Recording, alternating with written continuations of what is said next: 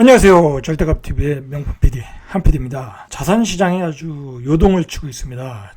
트리플 강세 시장입니다. 주식, 부동산, 비트코인. 최근에 이제 비트코인은 조금 폭락을 했어요. 폭락을 했지만 아직도 4천만 원대. 주식시장은 3,100, 3,000을 넘어서 이제 3,100. 부동산 시장은 최근에 경기도 수도권, 화력이 서울 수도권에 몰린다고 할까요? 강남은 신고가고, 일산 동구, 일산 서구, 점점 외곽으로 매수세가 지금 확산되고 있다. 자산시장이 격통을 치고 있다. 우리가 이제 이런 그 자산시장의 버블 시기에 어떻게 해야 되나. 그런 관점에서 오늘 한번 이 세 가지 테마를 가지고 주식, 부동산, 비트코인 이 세 가지 테마에 대한 지금 현 시점에서의 접근 방법 그리고 대처 방법, 그런 관점에서 우리 자산을 어떻게 불리기 위해서 어떠한 전략을 짜야 되나, 그런 점에서 우리가 한번 이야기를 해보겠습니다. 이번 시간은 이 트리플 강세의 원인은 제가 보기에는 촉발이에요. 촉발. 코로나 촉발로 인한 초저금리 세상을 만들어 놨어요. 머니 프린팅, 돈을 무한대로 찍어서 뿌린다. 미국의 이제 그 연준이 돈을 이제 뿌려대기 시작했고, 그 다음에 이제 민주당이 집권을 하면서 민주당 정권은 또 재정 확대니까, 거기에다 또 블루 웨이브까지 됐어요. 그러니까 원자재까지 강세를 보이는 시장이 됐다. 이런 배경하에서 트리플 강세장이 됐다는 거예요. 그 유동성 자산이 지금 재테크 시장으로 쏠리고 있다는 거예요. 근데 이게 문제가 있어요. 요즘 무슨 문제가 있냐면, 미국에서 그렇게 많은 돈을 뿌려보니까 결국은 돈은 다 자산시장으로 가더라는 거예요. 소비로 이어지지 않고. 코로나 바이러스로 셧다운, 봉쇄가 됐으니까 그게 소비가 돼서 선순환이 되는 경제가 아니라 자산시장으로 가더라는 거예요. 자산시장으로 가더라. 그래서 이제 빅테크 기업들의 돈이 쏠리면서 테슬라, 아마존 엄청나게 주가가 폭등을 하면서 그쪽에 부만 늘려줬다. 그러는 회의적인 시각이 요즘 이제 연준에서도 대두되고 있다. 이제 그게 문제라는 거죠. 요즘 이제 그 신문에서도 나오지만 테슬라를 사서 많은 수익을 얻어서 이제 은퇴합니다. 그런 사람이 이제 나타나고 있잖아요. 나타나는가 하는 반면, 직장을 잃은 사람들이 엄청나게 많아요. 이 코로나 바이러스 이후에. 그러면 결국은 투자를 한 사람과 투자를 안 한 사람의 인생은 상극이 됐다는 거예요. 상극이. 그리고 그냥 평범하게 직장을 다닌 사람도 벼락거지가 됐다라는 거예요. 벼락거지가. 이게 문제라는 게, 이게 문제. 빅테크 기업의 주식을 가진 사람은 거부가 됐고, 반면에 코로나 바이러스 직장을 잃은 사람들은 완전 하층민으로 떨어졌고, 일반 직장을 평범하게 다닌 사람은 집값이 폭등하고, 그러니까 가만히 있어도 그냥 벼락거지가 됐다. 이러한 세상이 왔다라는 거예요. 이러한 세상이 왔다. 이게 중요한 거예요. 이런 현 상황을 파악할 수 있는, 인식할 수 있는 상황 파악이 중요하다라는 거예요. 상황 파악이. 그러면 가만히 있으면 벼락거지가 된다는 거예요. 벼락거지가. 그런데 이제 그러면 이 상황에서 우리가 주식을 사야 되냐, 부동산을 사야 되냐, 비트코인을 사야 되냐, 그런 전략을 이제 마련해야 된다는 거예요. 그런데 제가 이제 결론부터 내리자면은, 중요한 건 뭐냐면, 이러한 자산 시장은 말 그대로 돈을 풀고 돈을 조이고에 따라서 움직이는 어떤 뭐랄까요, 사이클이에요. 사이클. 우리 보통 이제 경기가 좋으니까 경기가 좋아질 거라고 해서 주식이 올라가고, 이제 경기가 정점을 찍으면 또 떨어지고, 위기가 오면 떨어지고, 이제 그런 개념으로 좀 보시면 안 돼요. 이제 그런 개념으로 보지 마시고, 돈을 풀으니까, 유동성이 풍부하니까 주식, 부동산, 비트코인이 다 올라가는 거예요. 화폐 가치가 떨어지니까. 비트코인은 말할 필요도 없잖아요. 화폐는 쓰레기다. 현금은 쓰레기다. 그러니까 그것을 대체해야 되는 비트코인이 부각할 것이다. 비트코인은 이제 공급량이 딱 제한되어 있으니까. 그래서 비트코인이 강세를 부리는 거고, 부동산도 마찬가지 아니에요? 부동산도 이렇게 공급량, 좋은 입지 아파트는 딱 제한되어 있으니까, 현금 가치는 떨어지니까 좋은 부동산 가치는 더 올라간다. 주식은 조금 틀려요. 주식은 말 그대로 계속 찍어낼 수 있어요. 유상증자로. 그러니까 공급량은 무한대예요. 그러니까 돈이 풀었을 때 일시적으로 올라가는 거예요. 그러한 그 구분이 필요해요. 구분이. 자, 이제 그런 시점에서 우리가 무슨 전략을 가져야 되나? 자, 중요한 것은 현상을 파악하고 무분별하게 불나방처럼 달려들면 안 된다. 무분별하게 불나방처럼 달려들면 안 된다. 자, 그러나 앞으로 어떻게 보면 이 자본주의가 발달하면서 이 현금 가치는 계속 떨어질 수밖에 없어요. 이제 뭐 경제 위기가 오면 돈을 푼다는 게 일종의 공식이 됐어요. 2008년 금융위기, 20년 코로나 위기. 자, 계속 돈을 풀잖아요. 근데 돈을 푸는 강도가 더 커지더라는 거예요.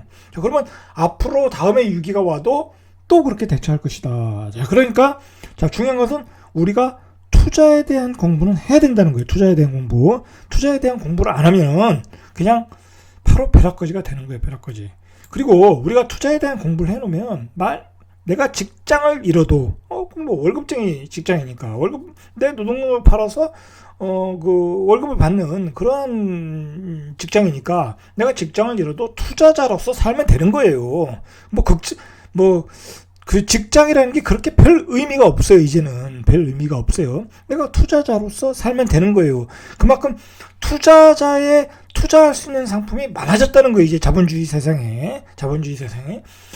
사실 이 부동산만 봐도 예전에 지방에 있는 아파트, 썩다리 아파트들 투자 대상도 안 됐어요, 그거. 자, 그리고 심지어 1억 이하의 아파트들, 요즘 완전히 오래된 아파트잖아요, 지방에. 그런 아파트까지 투자하는 세상이 됐다.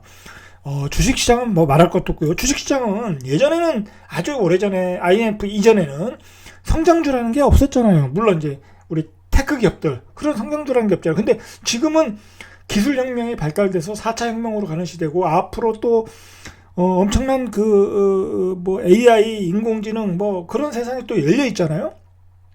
그러니까 앞으로 10배 나는 주식들이 또 무궁무진하게 나올 가능성이 높아요. 테슬라처럼. 자, 그런 시대에 대비를 해야 된다.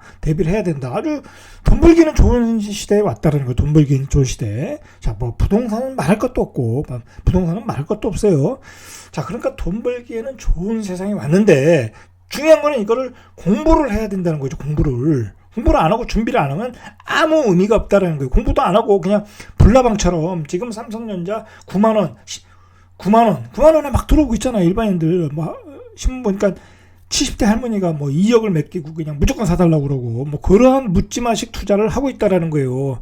예를 들어, 삼성전자가 지금 올라가도 10만원까지 정도, 아무리 올라가도 10만원이잖아요. 장기적으로는 더 올라갈 수 있다고 하더라도, 단기적으로는 과열권에 있는 거예요. 근데 무대포로 그냥 묻지마식으로 무조건 사는 것은 문제가 있다. 자, 그런 점에서 우리가 한번 지금 시장, 그리고 앞으로 우리가 투자자로서 대처할 수 있는 방법, 자, 그런 거에 대해서 우리가 한번 이야기를 하고, 자, 중요한 거는 우리가 투자자로서 살지 않으면 이 시대에 부자가 될 수 없어요. 금수저로 살 수가 없다라는 거예요, 여러분. 우리가 이 자본주의에서 태어나서 우리가 왜 공부하고 왜 열심히 일하겠어요?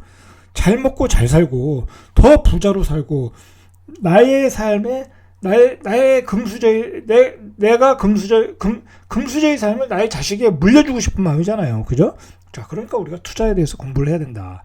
자, 그런 시장이 제가 보기에는 이렇게 올랐는데 앞으로도 그런 기회가 있겠냐? 라고 이제 의문을 가질 수 있는데, 그거 그렇지 않아요.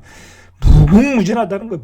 주식 시장도 무궁무진하고 부동산 시장도 무궁무진하고. 자, 부동산 시장은 조금 틀려요. 이제 예전처럼 앞으로의 부동산은 다 올라가는 시대가 아니에요. 이제 그걸 초이스를 할 줄 알아야 돼요. 할 줄 알아야. 자, 비트코인도 마찬가지다. 이제 비트코인에 대한 시각도 많이 바뀌었어요. 자, 그러니까 비트코인도 어느 정도 자리를 잡으면 생존력이 있다고 봐요, 저는. 자, 문제 그 자세한 얘기는 뒤에서 얘기하겠지만, 자, 먼저 주식 시장에 대해서 잠깐 얘기해 볼게요. 자, 제가 요즘 주식을 하느라고 좀 바빠요. 저는 예전에 이제 전업 트레이더였기 때문에 제가 주식 경력만 한 30년 돼요. 자, 그러니까 그것 때문에 요즘 바빠가지고 유튜브를 제대로 못 올렸어요. 이제 앞으로는 열심히 이제 올릴 계획이에요. 이 주식 시장이 이제 2,500, 2,000에서 한 2,600 사이에서 박스권에 있다가, 이제 코로나 바이러스 때문에 단기적으로 이제 과매도 구간이었고, 자, 이제 3,000을 뚫으면서 과연 우리 주식이 레벨업을 할 수 있는 건가? 우리 주식 시장이 레벨업을 할 수 있는 건가? 자, 일단 그런 관점으로 보셔야 돼요. 단기적으로 삼성전자가 많이 급등했으니까 그걸 주식을 사서 내가 수익을 내야 되겠다. 그런 관점이 아니라 우리 산업 구조가, 경제 구조가 삼천 시대로 들어갈 수 있는 어떤 그 펀더멘탈이 되는가. 그걸 봐야 돼요. 자, 근데 그런 관점에서는 긍정적인 사인이 많아요. 자, 요즘 그 전기차 시장에서의 가장 핵심 코어가 배터리잖아요. 배터리는 우리나라가 세계에서 거의 1위권이에요. 1위권. 예, 여러 가지 기업이 있잖아요. 삼성 SDI, LG 화학, 그 다음에 SK 이노베이션. 자, 그런 기업이 있고, 그 다음에 뭐 자동차 시장도 우리가 강하고, 그 다음에 기타 뭐 부품 산업, 뭐 반도체는 뭐 말할 것도 없이. 자, 그리고 이제 그 약했던 그 비메모리 반도체에서도 삼성전자가 시장 점유율 17%로 따라잡고 있어요. 자, 그리고 이제 그걸 지원하는 어떤 그 코스닥 벤처 기업들이 경쟁력이 있다. 자, 이제 그런 주식들이 뭐 경쟁력이 있으니까 외국인들이 그런 주식을 사서 삼성 SDI 기준으로 뭐 한 70몇만 원, LG화학으로 한 100만 원까지 뭐 끌어올리지 않았겠습니까? 그리고 현대차도 뭐 애플과 협력한다고 그러고, 자, 그만큼 어떤 경쟁력이 있으니까, 자, 이런 경쟁력이 있는 시대에 이제 내가 이제 삼성전자를 막 추가적으로 매수한다, 추격해서 매수한다기보다는 삼성전자 같은 주식은 이제 장기적으로 조금씩 이제 분할해서 매수하면 되는 거고, 자, 중요한 것은 주식에 대한 공부를 해야 된다는 거예요. 여러분, 그 중요한 거는 저도 이제 주식을 전문적으로는 하고 있어요. 다른 사람들에 비해서는. 그리고 앞으로도 저는 주식을 전문적으로 할 거예요. 뭐 이제 직장에서 은퇴를 완전히 하면 뭐 거의 전업 트레이더가 될 거예요. 전업 트레이더. 뭐 저는 그거에 대한 노하우는 다 가지고 있어요. 예전에 전업 트레이더로만 한 7년 살았기 때문에, 자, 지금도 계속 연습을 하면서 수익을 올리고 있어요. 자, 중요한 거는 주식 시장은 굉장히 어렵다라는 거예요. 굉장히 어렵다. 자, 어떻게 보면 쉬울 수 있어요. 그냥 좋은 주식들 분할해서 매수하면 돼요. 분할해서 매수하면. 자, 그런데 예를 들어서 우리나라의 대형주들 뭐 아무 주식이나 뭐 분할해서 매수하면 다 수익을 얻을까요? 그렇지 않다라는 거예요. 그렇지 않다. 대한민국 주식은 어려워요. 자, 미국 주식같이 계속 그 우상향하는 주식들, 뭐 그런데 이제 뭐 인덱스 관련 ETF 상품을 사거나 뭐 이제 혁신 기업들 ETF 상품을 꾸준히 사서 모으면 분명히 수익을 올려요. 근데 우리 시장은 어려워요. 왜냐면 몇 년마다 한 번씩 위기가 오잖아요. 위기가. 그러니까 사이클을 타고 하락 사이클에 들어가서 상승기에 팔고 나오는 그러한 사이클이 중요한 거예요. 사이클이 우리 주식 시장은. 자, 그런데 지금 일반인들이 들어오는 사이클은 어느 시점이냐? 바로 이제 1430에서 3140. 자, 자그마치 더블이 넘었어요. 그 시점에 들어오고 있다라는 거, 들어오고 있다. 여기서 들어와 봤자 수익이 나겠냐, 이거에 나겠냐. 자, 일반인들은 수익을 내기 어려워요. 어렵다. 자, 그러니까 기관 외국인들이 거기다 대고 패고 있잖아요. 그죠? 패고 있는 거예요. 그러니까 지금 주식 잘하는 선수들, 고수들은 지금 주식 안 사겠죠. 지금은 거기다 대고 팔타임이라는 거죠. 팔타임. 자, 그거를 인식을 하셔요. 주식 세계는 굉장히 복잡하다. 자, 그러니까 주식에 대해서 초보적으로 접근하시는 분들은 지금은 이런 시장이 있다라고 공부를 하셔야 돼요. 공부를 하셔야 되고, 주식에 관한 많은 상품들을 연구해야 돼요. 그리고 주식 하시는 분들이 우리나라 상품만 봐요. 우리나라 상품만. 자, 중국 시장도 있고, 미국 시장도 있고, 그리고 그동안 급등한 베트남 시장도 있고, 일본 시장도 있어요. 자, 그런데 그런 사이클에 따라 사이클이 저평가된 나라에 들어갈 줄 알아야 된다는 거예요. 그런 공부를 한 다음에 주식을 하라는 얘기예요. 지금은 주식이 일반인들이 들어와서 먹을 폭이 작다. 상단이 막혀있다라는 거예요. 상단이. 저는 주식에 대해서 비관적으로 보지는 않아요. 그러나 사이클상 너무 많이 올라와 있다. 자, 그걸 참고를 하시고 주식시장에 접근하셔야 돼요. 지금 막 할머니 할아버지들 막 그 70 먹은 할머니 할아버지들 막 삼성증권 찾아와가지고 삼성전자 사달라고 그러는데, 자, 그거 무서운 시장입니다. 무서운 시장. 자, 그런 점을 이해하시고 주식시장을 접근하셔야 된다는 얘기예요. 자, 그 다음에 이제 주택시장에 대해서 한번 얘기해 볼게요. 자, 이 주택시장에 대해서는 제가 좀 할 말이 많아요. 최근에 지방에 있는 대학교, 지방 국립대죠. 예를 들어서 뭐 경북대, 대구에 있나요? 경북대. 자, 그런데 예전에 저 학교 다닐 때만 해도 명문대였어요. 뭐 지금도 명문대예요, 분명히. 뭐 거기 나오면 서울로 보면 뭐라 그럴까요? 뭐 연고대 수준은 아니더라도 경북 지방에 있는 경북대, 부산대 뭐 그런 데 나오면 공부 잘하는 거예요. 근데 최근에 그런 대학들이 실질적으로는 뭐 경쟁률 상으로는 어떤 그 수치상으로는 미달은 아닌데 실제로 또 합격을 하고 안 가는 사람들이 많으니까 수치상으로는 미달이 아닌데 실제상으로는 미달이라고 그래요. 자, 이게 왜 그러냐? 지방대를 안 가려고 그런다는 거예요. 젊은 애들이 다 서울로 올라간다는 거예요. 서울로. 당연히 서울에 좋은 게 많잖아요. 볼거리도 많고 문화도 발달돼 있고 직장도 다 몰려 있고 그리고 젊은 애들이 거기 다 몰려 있잖아요. 자 지방이 이렇게 젊은 아이들이 전부 서울로 올라간다. 거기서 이제 서울에서 학교 나오고 그리고 그나마 지방에 있는 애들이 졸업을 하고 또 다 서울로 직장 잡으러 올라가요. 자, 그러면 그 아이들이 서울에 올라가서 아이들을 낳겠죠? 그럼 거기서 인구가 늘어나는 거예요. 자, 그러면 지방은 소멸하고 늙은 사람만 있는 거고, 서울은 인구가 늘어나니까 집값은 계속 올라가는 거예요. 거기는 땅은 좁고.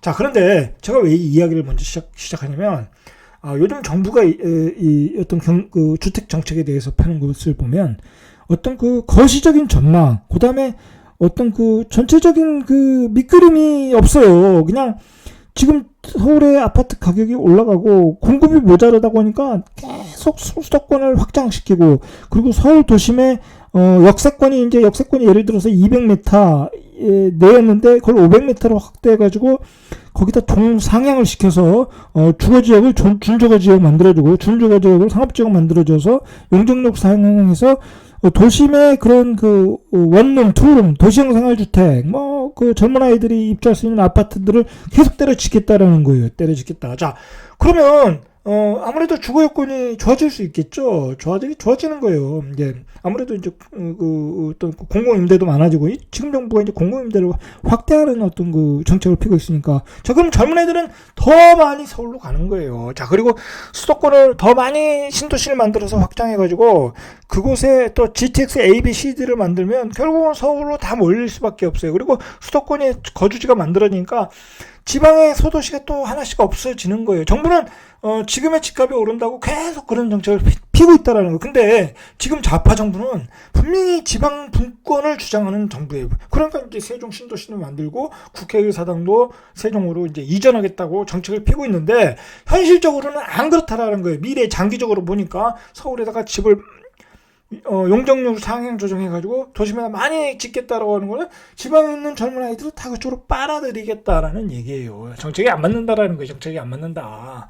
자, 이렇게 되면 지방은 소멸할 수밖에 없다. 그러니까 지금 정부는 그런 좀 거대한 그 어떤 정책에서 미래의 인구 구조를 보고 어떤 지방과 서울의 어떤 그 균형적인 발전을 보고 어떤 정책, 주택 정책도 나와야 되는데 단기적으로 서울의 집값이 오른다고 그냥 계속 서울에다가 집을 공급하겠다고 정책을 피고 있어요. 자, 근데 중요한 거는 뭐냐면 지금 올해 이제 그 2021년 서울 수도권이 공급량이 올해 작년에 비해서 올해도 한 3분의 1 줄어들고 내년엔 반토막이 나요. 그러니까 집값이 급등할 여지가 많아요. 급등할 여지가 많다. 그건 정부가 모르는 바가 아니니까 계속 공급 확대 정책을 만들어요. 자, 그런데 예를 들어서 2023년 이후에는 이제 공급 물량이 나오는데 지금 공급 정책을 내놔봤자 지금 올해 내년은 집값을 잡을 수가 없는 거예요. 잡을 수가 없다. 그냥 제가 보기에는 그냥 그 뭐라 할까요? 그 언어적인 그 어떤 그 기사 어떤 그 정책을 내놔서 어떤 그 시장을 완화하겠다라는 얘기지 어떤 실질적인 의미가 없다라는 거예요. 자, 실질적으로 올해 집값을 잡으려면 정부의 홍남기 부총리도 얘기했지만 기존에 있는 매물, 기존에 집을 안 줘도 기존에 있는 매물들이 다 나와야 되는 거예요. 다 나와야 된다. 자, 그러면 이제 양도세를 완화해 줘야 되는데, 자, 그 정책을 도저히 펼 수가 없죠. 왜냐면 그 정책을 핀다는 건 기존의 정책, 좌파 정부가 가져왔던 정책을 다 뒤집어 엎어야 돼요. 그리고 그것에 대한 비난을 다 정부가 받아야 되니까 얘기만 나왔다가 도로 수면 아래로 가라앉아 버렸어요. 자, 그러니까 정부는 이제 이대로 간다. 오히려 증여하는 것에 대해서 어떤 과세를 더 증벌하겠다라고 이야기를 하고 있어요. 증여를 못하고 이제 매물로 나오게끔 하겠다. 자, 그것도 의미가 없어요. 그러면 증여 안 하고 그냥 가만히 가지고 있는 거예요. 자, 여러분 생각해 보세요. 정부가 믿고 있었던 게 뭐냐면 강남에 대해서도 자, 강남 그 보유세, 종부세, 재산세, 공시지가 이제 현실화를 통해서 엄청나게 인상했잖아요. 그거 좀 말이 많아요. 그런데도 지금 강남이 계속 올라요. 정부는 그걸 세금을 강화하면 당연히 매물이 나올 거라고 생각했는데 그게 안 그렇다라는 거예요. 안 그렇다. 자, 그거의 배경에는 자, 강남에 집을 사는 사람들은 그것마저도 버틸 힘이 있다라는 거예요. 힘이 있다. 자, 여러분 생각해 보세요. 저도 충격을 받았는데 유튜브를 보니까 젊은 아이들 이제 비트코인으로 돈 번 친구들 있잖아요. 몇십억씩 번 친구들. 비트코인에 아주 선수가 됐어요. 그걸 가지고 숏도 치고 롱도 하고 아주 사고팔고 하면서 재산을 많이 늘려가고 있더라는 거예요. 늘려가고 있더라. 자산시장에서. 자, 그리고 요즘 젊은 아이들, 우리 대한민국 사람들이 가장 많이 산 주식이 뭐예요? 그 수학개미들이. 테슬라잖아요. 자, 그럼 테슬라 사서 5배, 10배, 뭐 2배, 3배, 5배, 10배. 그렇게 번 친구들이 생각보다 많다. 아주 똑똑해요. 젊은 애들은 이제 부동산은 자본도 많이 들어가고, 뭐 너무 많이 올랐고 그러니까, 자, 그런 주식시장 가서 돈을 많이 벌고 있어요. 자, 그런 친구들이 어떻게 하겠어요? 팔고 강남을 사겠죠. 강남을. 그리고 마용성을 사겠죠. 자, 그렇게 시장이 움직이고 있다라는 거예요. 자, 그런데다가 정부가 전세자금 임대차 보호 3법으로 전세난이 오면서 전세가 폭등하면서 지금 외곽에 있는 일산, 서구, 동구, 파주, 김포, 시흥, 의정부 뭐 그런 쪽으로 집값이 계속 확산되고 있어요. 확산. 자, 이게 문제라는 거예요. 이게 문제. 사실 일산 서구는 조금 외진데 있어요. 일산에서도 옛날에 구축도 많고 거기는 어떤 도시 계획이 어떤 뭐라고 할까요? 아주 완성된 채로 계획을 가지고 완성된 도시가 아니라 이렇게 도시 개발 형식으로 군데군데 개발된 형식이라 일산 동구만은 못해요. 어떤 생활의 편리성, 어떤 도시의 인프라 등은. 자, 그런데 그 지역의 아파트 가격이 저렴했어요. 저렴했으니까 그 지역까지 다 몰려가는 거예요. 근데 그 지역은 교통이 좀 불편해요. 현재로는. 자, 그런데도 올라가고 있더라. 의정부도 올라가고, 뭐 시흥도 올라가고. 자, 이제 올해 내년 계속 수도권은 확산될 가능성이 높다. 자, 강남도 올라가고, 강남이 올라가니까 마용성에서 20억대 아파트 분양권이 나오더라는 거예요. 나오더라. 자, 그리고 지방도 이제 규제를 다 해버리니까 이제 지방도 이제 상승세가 좀 가라앉았잖아요. 자, 그러니까 그 돈들이 다 어디로 올라오겠어요? 서울 수도권, 뭐 그리고 이제 기타 지역들, 뭐 그런 지역으로 이제 막 들어오지 않겠어요? 그거 들어오고 있더라는 거예요, 지금. 자, 그러니까 시장 경제대로 흘러가게 만들어야 되는데, 그냥 어떤 규제에 의해서 어떤 자금들이 한 곳으로 쏠리는 현상, 어떤 대책에 의해서 전세난이 일어나는 현상, 그런 현상 때문에 시장이 막 버블이 좀 커가지고 있더라는 거, 버블이 커가고 있더라. 자, 방법이 없어요. 무주택자들은 빨리 집을 사셔야 되는 거예요. 빨리 집을 사셔야 된다. 왜냐면 이제 현금 가치가 떨어지고 있어요. 앞으로도 계속 떨어지기 때문에 집값이 많이 올랐다라는 건 별 의미가 없어요. 별 의미가 없어요. 그냥 계속 우상향 하는데 사이클은 타겠죠. 사이클은 타겠죠. 어떤 그 진폭은 있지만 그 진폭은 다 감당할 수 있는 수준이 될 가능성이 많아요. 감당할 수 있는 수준이. 조금 떨어져도 다시 올라가고, 조금 떨어져도 다시 올라가고. 자, 그러한 사이클이 될 가능성이 있다. 그러니까 분양받으실 어떤 자격과 가점이 되시는 분들은 분양을 받고, 자, 그런 가점이 안 되시는 분들은 집을 빨리 사는 게 답이다. 최근에 이제 노원구가 많이 올랐어요. 작년에도 굉장히 비쌌는데, 작년보다도 뭐 거의 30% 이상 오른 것 같아요. 노원구도. 자, 그런 지역은 너무 많이 올랐으니까 저평가된 지역이 있겠죠. 저평가된 지역이 아직도 많아요. 제가 보기에는 아직도 많아요. 자, 그런 지역에 가서 조금 불편하더라도 살아. 자, 그리고 저는 너무 지금의 어떤 도심 뭐 가령 예를 들어서 노원구 뭐 예를 들어서 그런 지역은 이제 앞으로 좋다고 하지만, 자, 그런 지역만 고집하지 말고, 자, 우리는 이제 4차 혁명 시대에 사는 사람들이에요. 이제 4차 혁명. 어쩌면은 10년 뒤에 어떤 UAM이라고 그러죠. 택시, 헬기. 자, 그걸 타고 우리가 출퇴근할 수도 있고, 자율주행 타고 출퇴근할 수도 있고, 자율주행을 타고, 예를 들어서, 광명역에, 예를 들어서 100곳에서 사는데, 100곳에서, 광명시청역에다가 자율주행차를 타고 와서 파킹해놓고, 거기서 신안산선 타고 여의도로 출퇴근할 수도 있어요. 자, 그리고 또 퇴근할 때는 거기서 내려가지고, 거기서, 자율주행차, 타고 또 올 수가 있어요. 그리고 자율주행차 타고 예를 들어서 신도림까지 출퇴근할 수 있어요. 예를 들어서 인천 외곽이나 그런 시흥 외곽 같은 데서 예를 들어서 내가 운전하고 매일 출퇴근을 하면 피곤하잖아요. 그죠? 그러나 내가 자율주행을 타고 가면 난 운전하려고 그냥 TV를 보면서 유튜브를 보면서 내가 할 일을 하면서 갈 수가 있는 거예요. 그러면 얼마나 편하겠어요. 그러니까 이제 어떤 그 거리의 어떤 기준도 이제 우리가 4차 혁명 시대에 자율주행차가 나오면 깨질 수가 있어요. 그러니까 너무 비싼 도심의 집값을 따라잡을 필요는 없다고 봐요. 제가 보기에는.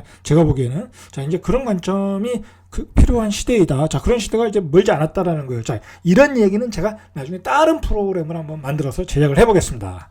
자, 이 비트코인에 대해서 좀 잠깐만 얘기해 볼게요. 이 비트코인에 대한 시각은 최근에 정리가 된 게 닷컴 버블, 예전에 1999년부터 2001년에 닷컴 버블 시기에 그때 우리 지수로 한 3천 갔나요? 그렇게 가서 지금 이제 한 900 얼마 됐죠?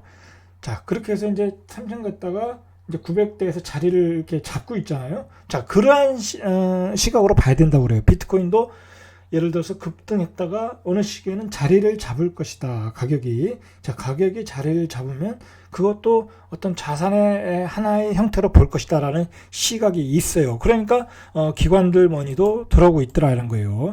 자, 근데 비트코인의 문제는 뭐냐면, 이제 비트코인을 찬성하는 사람들의 입장은 뭐냐면, 이거는 뭐 비트코인을 최대 생산할 수 있는, 그러니까 이제 그 컴퓨터에서 만들어낼 수 있는 게 2100만 개라고 그래요. 공급량이 한정돼 있으니까 가격은 어느 이제 공급량이 다 나오고 시장이 다 풀리고 누군가 매집이 다 끝나면 계속 올라갈 수 있다라고 보는 거예요. 그거는 이론상으로는 맞잖아요. 이론상으로는 맞아요. 자, 그런데 중요한 거는 뭐냐면 그 전문가들, 뭐 영국에서도 이야기가 나왔지만 비트코인 산 사람들은 다 그 제로가 될 것이라는 그 이야기도 나오고 있어요. 자, 그런 얘기가 왜 나오냐면 이 비트코인은 중앙정부의 화폐에 대한 어떤 위협적인 요소가 분명히 있어요. 그리고 검은 돈이 흘러들어갈 수 있기 때문에, 자, 정부의 규제에 약하다라는 거예요. 정부의 규제.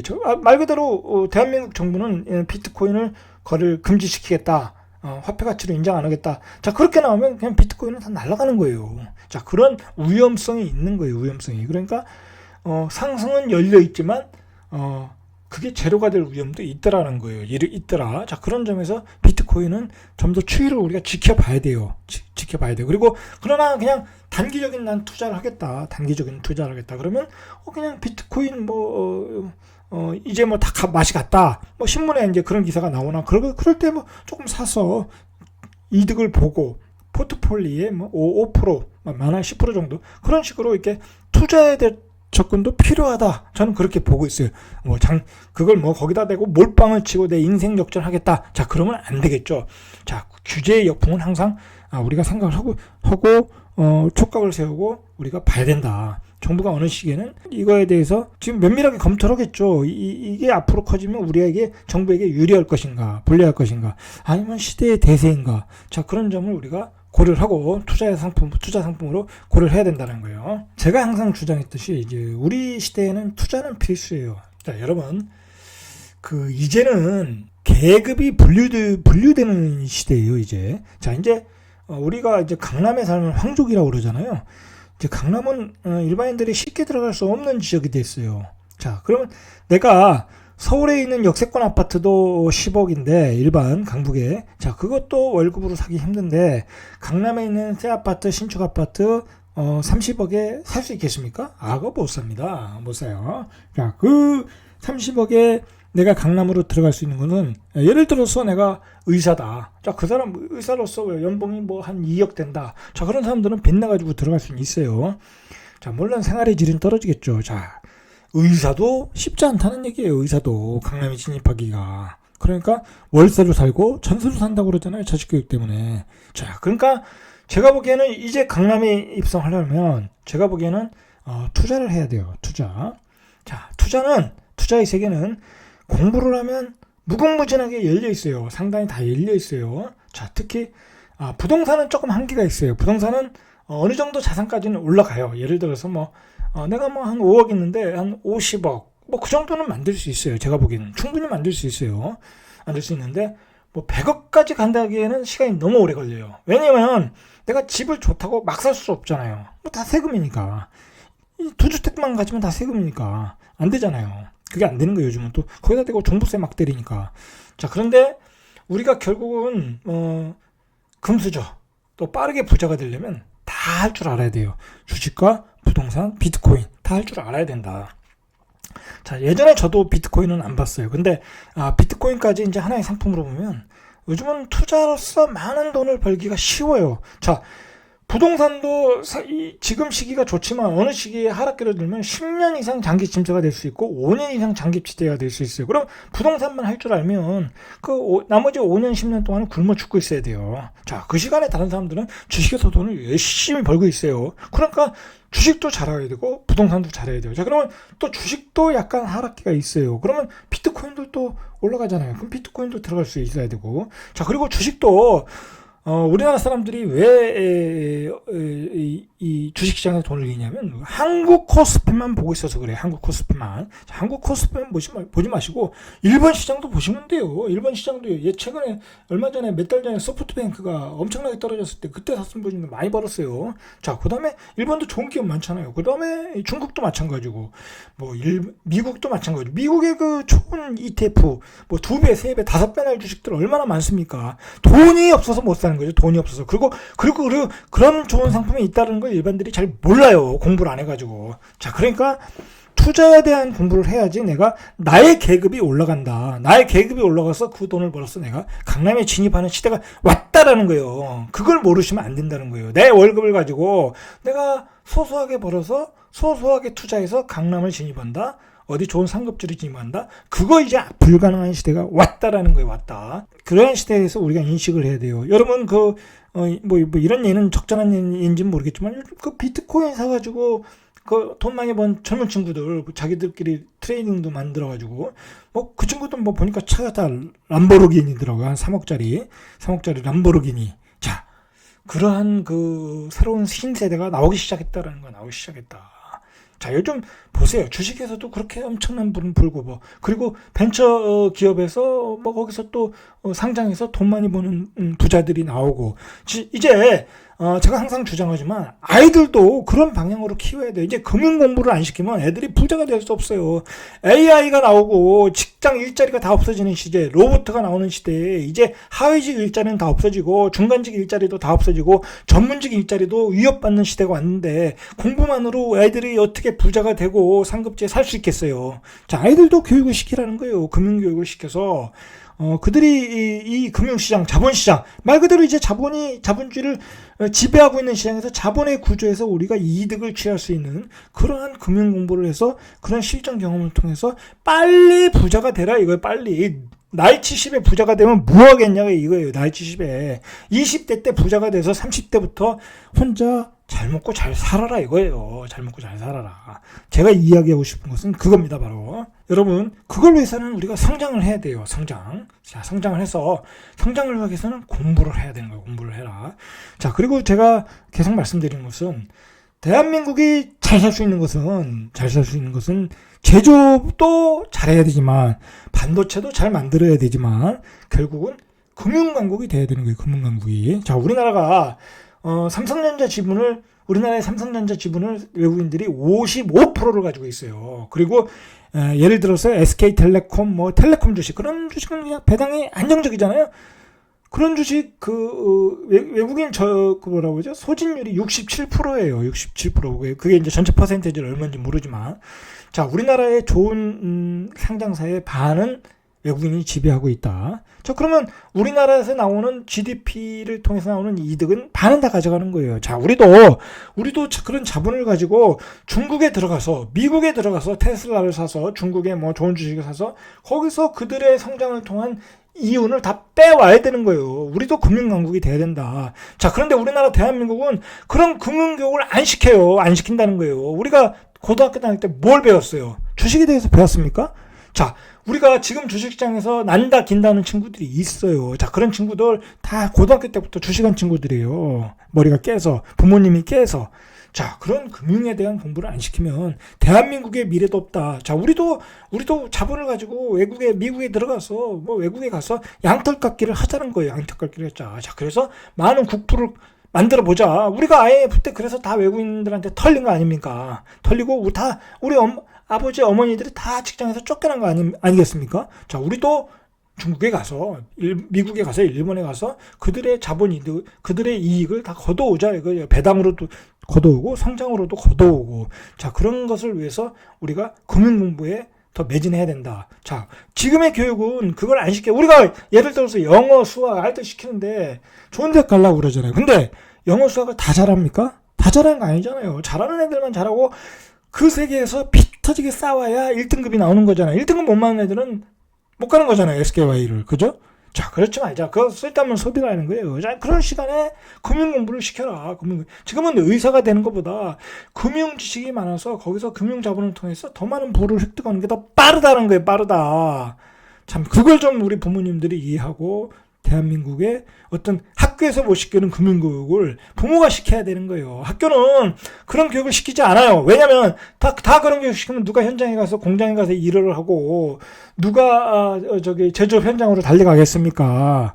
자, 그런 노예교육만 있는 거예요, 대한민국은. 자, 그런 노예교육을 벗어나려면 우리 부모님들이 계속 금융교육을 시키고 투자에 대한 공부를 시켜야 돼요. 투자는 투기가 아니에요. 투기가 아니에요. 부동산, 주식, 비트코인 다 투기가 아니에요. 공부를 통해서 자본이득을 구하는 거예요. 지금의 강남의 부자들 다 그렇게 해서 돈 번 거예요. 돈 번 거예요. 자, 그걸 이해하셔야 돼요. 자, 오늘은 여기까지 절대값TV의 명품 PD 한 PD였습니다.